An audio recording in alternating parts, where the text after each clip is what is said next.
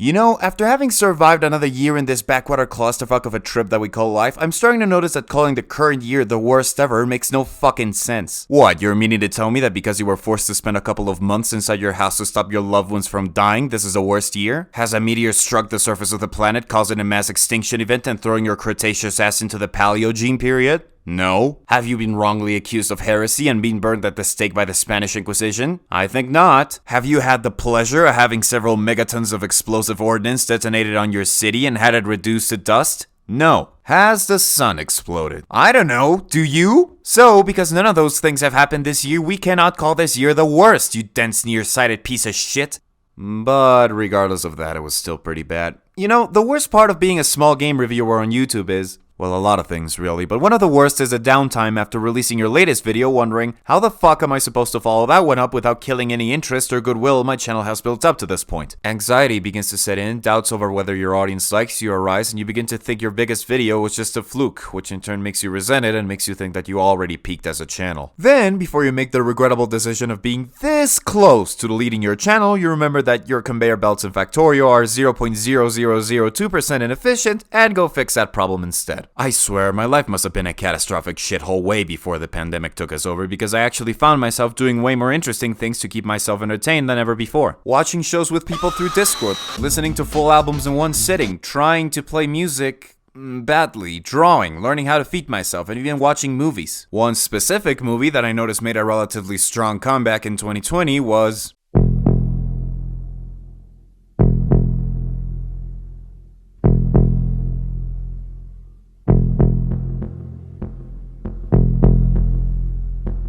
John Carpenter's 1982 sci-fi horror masterpiece, The Thing. The story of a group of Antarctic researchers who find themselves in distress when a shape-shifting alien disguised as an Alaskan Malamute infiltrates the camp and begins imitating humans to fulfill its own nefarious agenda is a tale that is well known by people who appreciate cinema. It's a nerve-wracking movie with a bit of a slow build-up but an extremely worthwhile climax and ending that stands the test of time almost 40 years later. Even someone like me who is so deeply terrified of being scared to the point of watching my first horror movie only last year found something enjoyable in it. And apparently I was not the only one. If you look up the film on YouTube, you'll find hundreds of people reacting, criticizing, and analyzing it, as well as clever ways to try to get the whole movie online for free, go figure. But if you check the description of a whole bunch of these videos, you'll see that a huge chunk of them date back to last year. And if a whole bunch of reactors react to the same thing within a specified time period, then you know that it's trending in one way or another. So, okay, it's 2020 and The Thing is trending. Why? Well, if you haven't noticed, there was kind of an important event last year that changed our lives for the foreseeable future.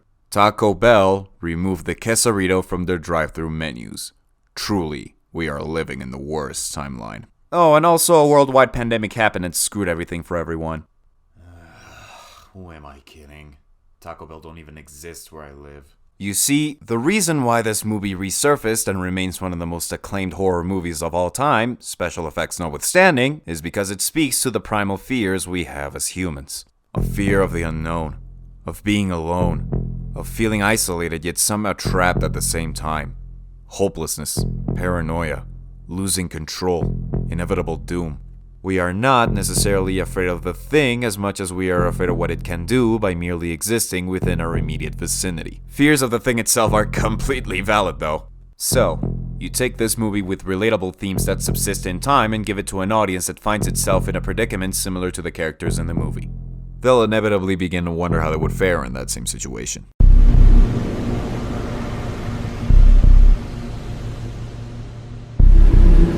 Now, when I first thought about doing a review of this game, I was fresh off listening to Orbital's Insides, and I have to tell ya, I suck at reviewing movies and music. I don't know what makes a song overproduced, an album too long, or what makes a plot work or a twist click. There's so many things that can work in favor or against films and music that depend both on technical knowledge and personal taste that I just do not get. So, going back into reviewing games after enjoying a lot of music and movies, I was kind of afraid I had lost it. Then Among Us came along and proved my fears were absolutely wrong. Among Us is a game that can be criticized objectively. It has an explicit goal it wants you to accomplish, it gives you a couple of tools in order to do so, it's simple in design, it's attractive to streamers, meme lords and animators alike, and I hate it with every fiber of my fucking being. Yeah, YouTuber with a small IQ rivaled in puniness only by the size of his own Lilliputian penis complains about popular game with snide self-deprecation is probably what you're expecting in this section of the video. And you'd be right were it not for the fact that I do find this game good. Also, I don't have a penis. It's just not there. Suck on that, Half-Life Alyx. This is the biggest plot twist of the 2020s. I may hate this game with a passion, but it does not fail at being a perfectly functional game you could potentially enjoy.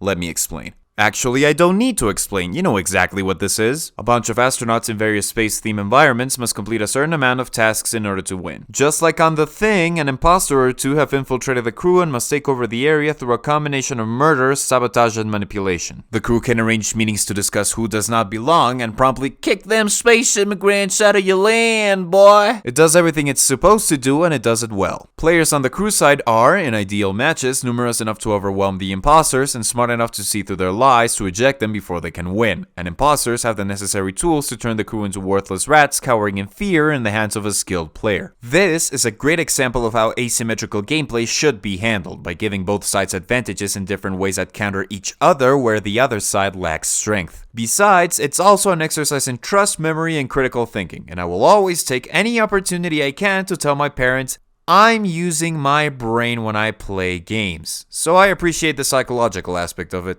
So, how come I don't like it? I mean, I've got no definitive stance on games that should change your opinion on the games I talk about, but this should clearly cut it for me. It has ideas I like, and it's directly based on a movie I like, so what gives? Have I finally become that much of a contrarian asshole that I hate anything that gets popular? Yes. But I had already played this game a few months before it exploded in popularity, so I had made up my mind before that. Around here, to be exact. Okay, stop for a minute now. I realized that just telling you about these sorts of things and explaining how they work would just bore you beyond belief. And believe me, I would know. So, in order to make this more fun for you, I've politely asked my friends to help me ruin our trust and play a few rounds of Among Us for this video.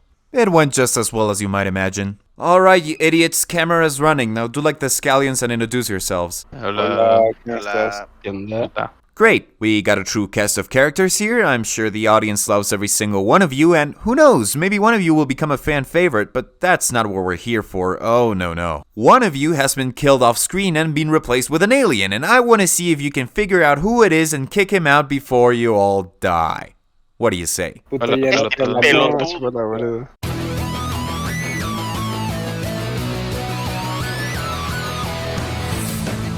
Cerró el ano. Ve a la mierda, pelotudo. Negra joya. Si a mí me pegan 2 veces y estoy muerto. Hemos hecho el test y yo qué test, dame mis bolas. Pero yo le he dicho al Bojo que era mi cuate y de él lo maté.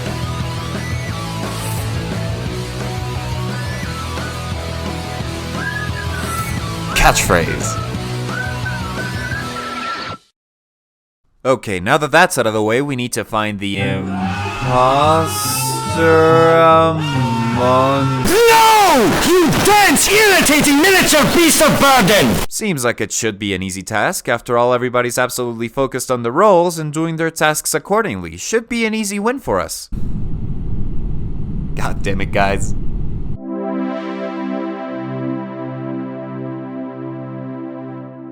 You know why I don't review any sort of multiplayer games? Whenever something goes wrong and my team loses, I always tend to blame myself for it. You suck, the other players are always better than you, you are a burden to your team, uninstall the game and go back to crying in your tiny room's corner. Little bitch. And if there's anything this says about me, other than I have some serious self-esteem issues, is that I don't analyze a game's mechanics when I'm playing multiplayer. To me, it's hard to say if something is working or not because A, internet connection, and B, another player is involved and my level of enjoyment may not be high because I simply suck, and am therefore not qualified enough to say something about it. Among Us has been the exception to this rule since day one. My skill here is not dictated as much by what I do, but rather what I say. Most of the quote-unquote gameplay is based on minigames designed to keep the crew distracted so that the imposters can take advantageous positions to sabotage and kill them. Being at the wrong place at the wrong time is punished, so you need certain mental gymnastics to know where to go and what to do to put who you think is your opponent in a position where you can punish them. And that is perfectly fine with me, but I find it too restraining to be fun. I personally like it more when the game has a safe word. People like to say that there is a way to absolutely demolish the opposing team and secure an easy victory. They like to use deduction, math, and psychology to propose to you the idea that by following some simple strats, you'll be able to bend the very fabric of space, time, and reality into your liking while bending those that oppose be into a cosmic confluence of dread and emptiness, the magnitude of which no mortal being can withstand, let alone comprehend. For whatever mortal shouts, Jaratafa, thy mistress the sword chants grant a swift lullaby of eternal slumber. But that is assuming that the people you're playing with are rational enough for it to make a difference in the first place. You've probably seen at least one person on the internet play this game. A YouTuber, streamer, what have you. You've seen the thumbnails, the way some of them work together in order to win the 5,000 IQ plays, and how much fun the game can be. It usually goes a little something like this. Turning it on, turning it on, turning it on, turning it on. I'm turning it on. It's all on. It's all on. It's all on. Corpse, corpse, you ready? Corpse, I am fucking with it so hard. Seems great. Now let me show you a few examples of how the average game of Among Us goes for me. Pelotudo. Es el panda. Creo que Lo he visto. Págala. ¿Cómo Es que el ya, panda, lo he pelotudo? visto, lo he Para, visto. ¿qué has visto? No has visto nada. He visto, gorro, pendejo. No has visto nada, basura. Red, ¿Qué hablar, huevada? el nombre Red, el nombre Bro, Red. no, el que me Nombre acusas es Red. que es, Hola, boludo. No, me lo buen chupas. toque fuiste. Adiós. Nombre No, mira, me acusas Hasta la como si nada. próxima, ¿Cuál es tu vuelva evidencia, pronto. pelotudo? No, chupámela, pelotudo. ¡Ay, a la mierda, hijos de puta! Muteate al lobby. Chúpame la gran puta. Al lobby, al Panda lobby. está obesa. Bueno. Oh, bueno. Casta, güey. You see what I mean? Your 10 trillion IQ moves mean nothing if you're playing with people who have the same level of competence as a politician on Spitting Image. Applying good mind games and basic logic here isn't gonna save you from being your mom gay away from being ejected. You could theoretically use literal game theory and mathematical programs to try to help you solve these conundrums like this. Alright children, pay attention because I'm gonna explain this only once. Take all the notes you need and listen carefully, this'll be on the test. In order to solve this problem that I honestly have no idea why any of you people still want to be in, we're gonna need to find the Nash equilibria, which is to say the strategy where you put up with people's bullshit the least. A valid equilibrium should pass a sustainability test and a formation test. To evaluate the sustainability and formation test, we're gonna need two variables, the defection deterrence index, which I'm gonna call grapefruit, and the formation difficulty index, which I'm gonna call watermelon. The grapefruit describes the number of scrubs who will inevitably lose if they stray away from the equilibrium or metastrats, and the watermelon describes the amount of tryhards who become slaves to the meta in order to win. The lower the value of the watermelon, the more likely it is for a dominant metastrat to develop, so in order to have a focal metastrat, we're gonna need high grapefruits and low watermelons, which also follow the formula grapefruit plus watermelon equals kiwi, where kiwi is the amount of people you've kidnapped and forced to play the game under threat of extortion with your connections from the Italian mob, like any self-respecting member of the education board would. That was in lesson 1, you should know this already, and no, I'm not sharing the PowerPoints with you, you're gonna learn the hard way. Now with the powers of the red pill, prison rape, and a fruit salad, we're gonna make a payoff matrix. We use this program that I told you to install last class that you obviously didn't download to make a shitty Windows logo representing the gameplay cycle before voting begins. On one side we have the crewmates, and on the other side we have the imposters. The good Tic Tacs can do one of two things: fix the ship or look for the bad Tic Tacs. The bad Tic Tacs can either kill the good Tic Tacs or sabotage the ship. The easier the task, the higher the payoff, so we're gonna give ourselves these arbitrary values to find our dominant meta strategy, and as it turns out, the best response to your opponent's move is to play like a bitch. Which means that the crewmates win and the imposters lose, assuming of course that the crewmates are working logically as a group and not deviating from the plan to benefit any other individual interests and screwing their own team over in the process. Remember, since the imposters can kill faster than the crewmates can eject them, the rate of decay of the grapefruit is greater than that of the watermelon, so the crewmates should deviate as little as possible from the meta. Which brings us to our second shitty Windows logo, the part of the game that shows us that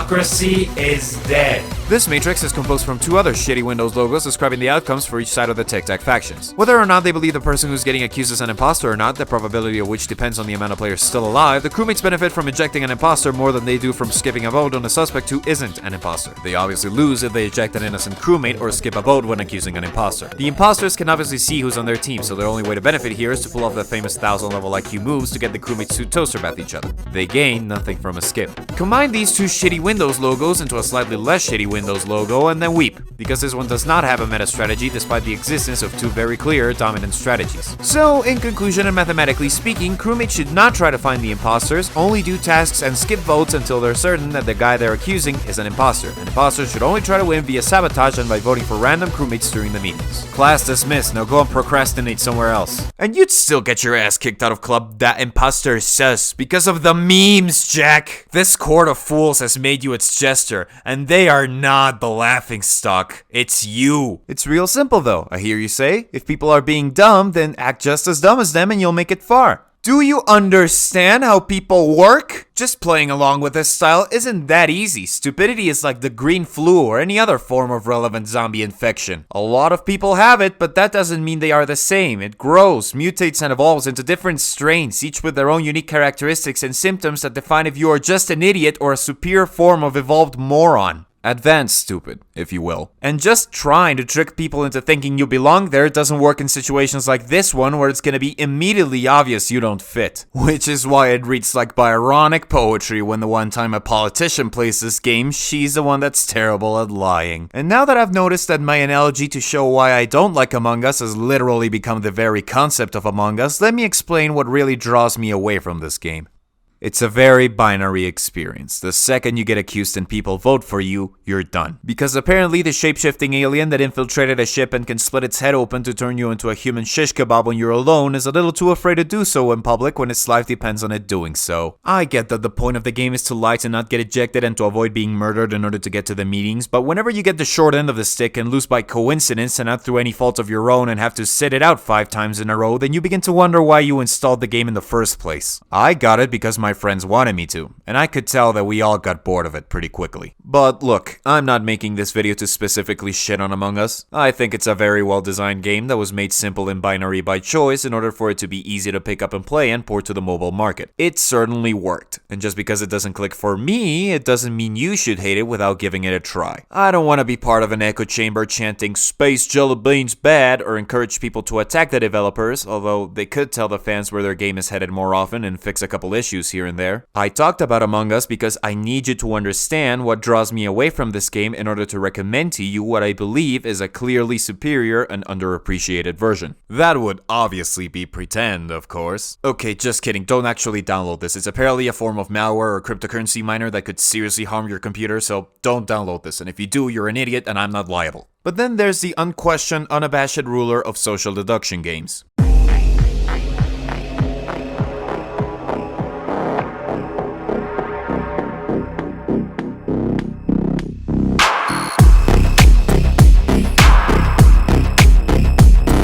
Unfortunate Spacemen is the best The Thing adaptation in video game form I've ever seen. Not even the actual Thing game adaptation comes this close to capturing the exact feeling of paranoia the film invokes. This is a perfect example of how to expand upon a concept and flesh out the ideas in order to come out with the best possible result. And I hear you asking, why would you think that? This is literally just Among Us with guns. Yes, it is. Typing that as a URL takes you to the game on the Steam store. What's your fucking point? But never mind your dumb argument. I can see where you're coming from. A bunch of spacemen must find a hideous alien imposter within them and kill it.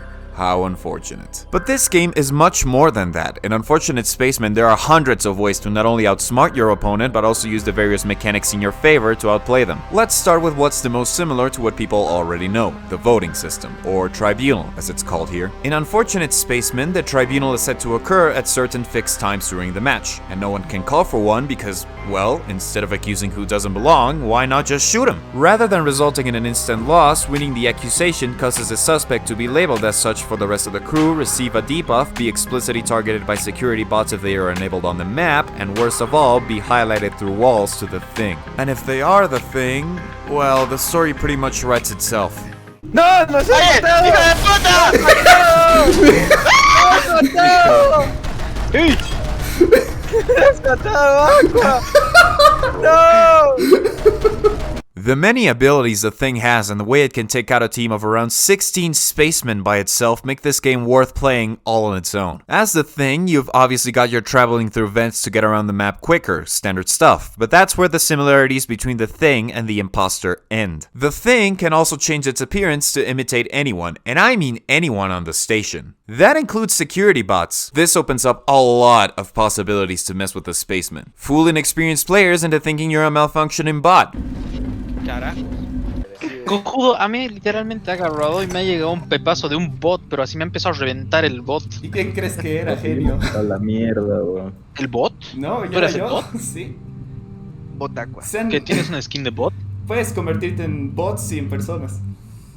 Ah, boludo, vas Esto es nuevo, empieza a güey. romper el orto. Estás hackeando la No, no. Frame someone by sabotaging the other players while disguised as an innocent. Hell, I've been in a match where an innocent man was murdered and I could hear him scream, ¿Oh, no? only for no Jade player to show up during the voting tribunal, which meant that Jade had murdered one of my crewmates and was wearing his skin as a disguise. That reminds me, players cannot pick their colors at the start of the round. Remember this nonsense? Yeah, that doesn't happen here. You only get to pick your general appearance through some of the game's frankly amazing cosmetics, and then the game randomly selects a color and nickname for you at the start of each round. This might seem like it's limiting your customization capabilities if you're used to Among Us, but look at it this way. Nobody knows who is who at the start of the round. It's perfect to sow the seeds of paranoia. You meaning to tell me that you're sure this pink motherfucker called Razmataz is trustworthy? How about Frappuccino over there? Or maybe even Asparagus? You people are crazy. You should clearly trust the best man on the station, Hot Rod Duncan. I'd leave the station in his hands any day. And because you need to figure out who is who, you're obviously gonna need to talk. Unfortunate Spacemen has proximity voice chat, which I find to be a very welcome addition to a game like this one.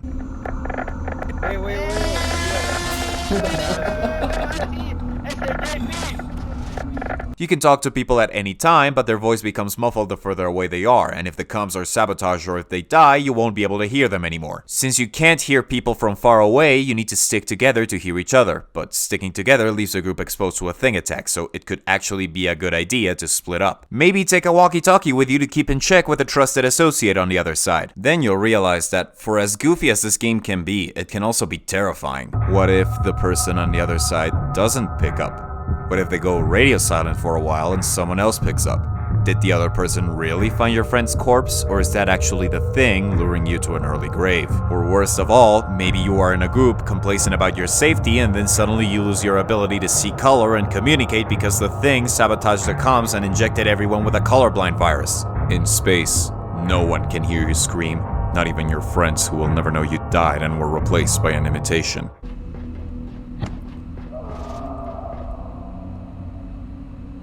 ¿Qué? ¿Escuchaste eso? Well, that was horrifying. But worry not, for there's many ways in which a lowly spaceman like yourself can defend the expedition and escape successfully. Here at the company, we present you the points system. Complete your tasks and earn points which count as currency at your local vending machines. Treat yourself to some of the finest weapons the company can afford and wreak havoc in order to find that pesky shapeshifter. Though keep in mind that all unnecessary damage done to the equipment or facility will be deducted from your theoretical salary, as they are worth more than your life tenfold. Scour the seams of the facility and search for the various forms of equipment the company has within its arsenal. Our patented oxygen tanks will help you survive in the vacuum of space while supplying you with a healthy dose of asbestos. We haven't added the filters yet, so get used to filling your lungs with that healthy stuff. Thermal detectors, an alien imposter's worst nightmare. These bad boys can see through the walls and detect a shapeshifter quicker than a worker wrongfully launched out of an emergency mass ejector. It will also help you see in the dark whenever we decide to cut the power for budgetary reasons. Have you burned your coworker to a crisp in fear of him being a monstrous imposter? You, sir, disgust me, but we have installed various fire extinguishers in order to put out the flames before they spread out to other areas. Caution, do not aim the fire extinguisher directly at your coworker's face as it can result in choking and losses by the Workers Guild, which we cannot afford. Do not do it unless you're sure it can be used to discover an alien. As a final piece of advice, do not forget what happened at US Outpost 13. For as much of a tragedy that 31 and Thuo Station were, let us not forget the valuable lessons we learned. A blood serum test can work wonders in detecting contaminated blood. Just inject who you suspect of being an imposter with a health vial, and if there's a reaction, show the culprit what for. Alternatively, use the trip mine in order to test any subjects at a safe distance. Keep in mind the trip mine does not actually explode. You do not belong in our mining department, nor will you be compensated as such. If you have followed these instructions correctly, then congratulations! You have completed basic training and should now be capable to start your first day of work here at the company. Stay safe out there, beloved worker, and watch your back, because we sure as hell aren't watching yours. This PSA was sponsored by Space Milk, chocolate flavored, the one and only.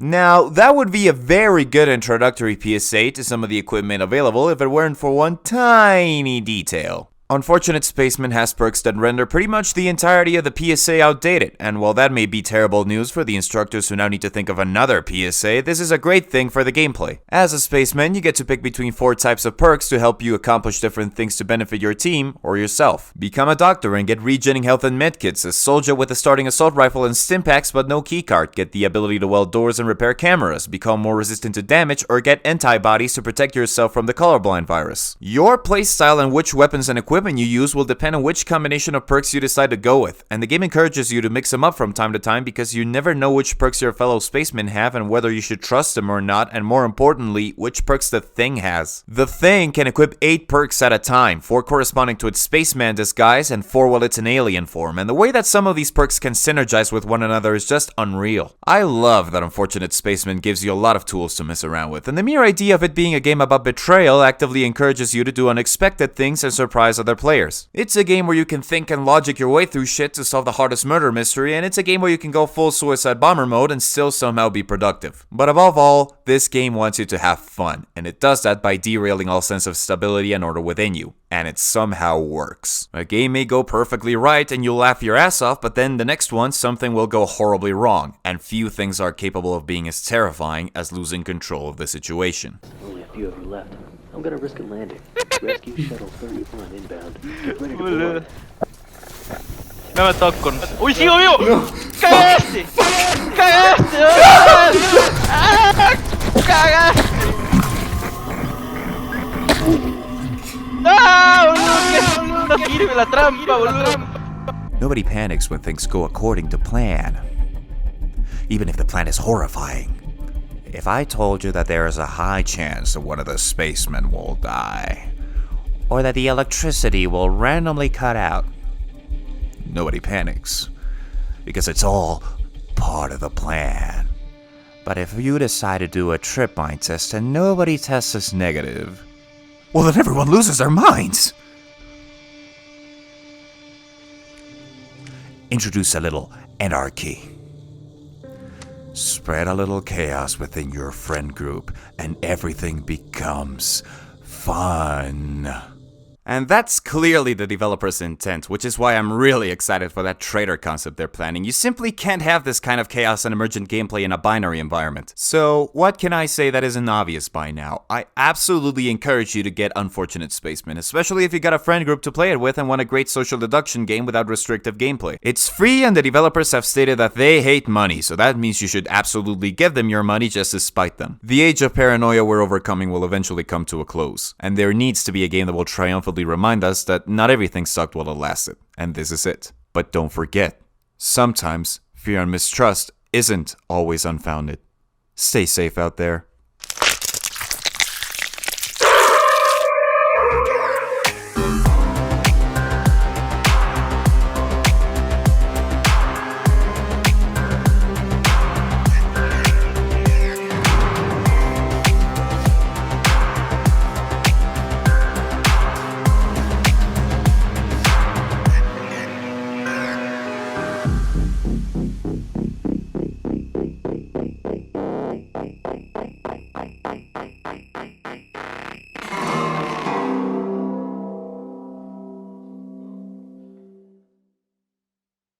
And that is why you should totally play Unfortunate Spaceman with me.